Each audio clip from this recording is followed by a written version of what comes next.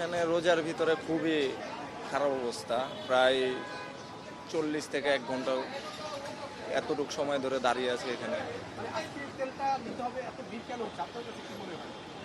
আমি সেটা সঠিক জানি না, এখন ওই যে ইরানের যুদ্ধের কারণে এমন কিছু হতে পারে, কিন্তু আমার হলো যাওয়া আসার জন্য, তার জন্য সবসময় নেওয়া হয়, তার জন্য আসি, আইসা দেখি অবস্থা।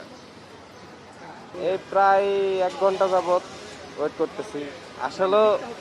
হ্যাঁ, হয়তো ওই বিশ্ববাজারে একটা তেলের সংকেত পড়বে, তার জন্য হয়তো দাম বাড়বে, তার জন্য পাবলিক এখন হুড়মুড় করে তেল নিতেছে। কিন্তু আমাদের যেটা মানে আমি যেটা করি, আমি এদের থেকেই তেল নেই।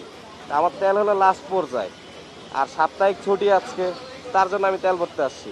কিন্তু এসে দেখি যে অবস্থা, মনে হয় যে বাংলাদেশে তেলের আকাল পড়ে গেছে। ভাই প্রতিদিন আমাদের 3 থেকে 400 টাকা তেল লাগে। এখন বিভিন্ন জায়গায় তেল আছে পাম্পে, কিন্তু আমাদের দিচ্ছে না, বাধ্যতামূলক 200 টাকার তেল বেশি নিলাম। অনেক অনেক সমস্যা হয়েছে, ঘুরে তারপরে আবার আসতে হয়েছে। দেখি সবসময় কি এরকম তেল নেন না? আজকে একটু না না, এখন তো যে ক্রাইসিস বলতেছে যে যুদ্ধের জন্য, এটার জন্যই আসলাম, ওটার জন্যই মেইনলি। দেখা যাক। কত টাকার তেল নিলেন আজকে? আবার তেল ছিল, তারপরে আরো 2000 টাকা দিচ্ছি, ফুল হয়ে গেছে। তাই থ্যাংক ইউ। আজকে বেশি, অন্য অন্য শুক্রবারে এত চাপ থাকে না। তেলের খুব প্রেশার। হ্যাঁ, সকাল থেকে এরকম একটা না চলতে আছে। তেলের সংকট আসবে শুনলাম খবরের জন্যই আর কি।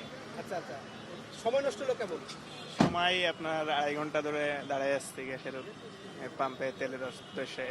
Lily ultra soft serum gel, যা গভীর থেকে স্কিনে দেয় 3 গুণ সিরাম হাইড্রেশন। সিরাম জেল হাইড্রেশনে ব্রাইট থাকো সব সিজনে।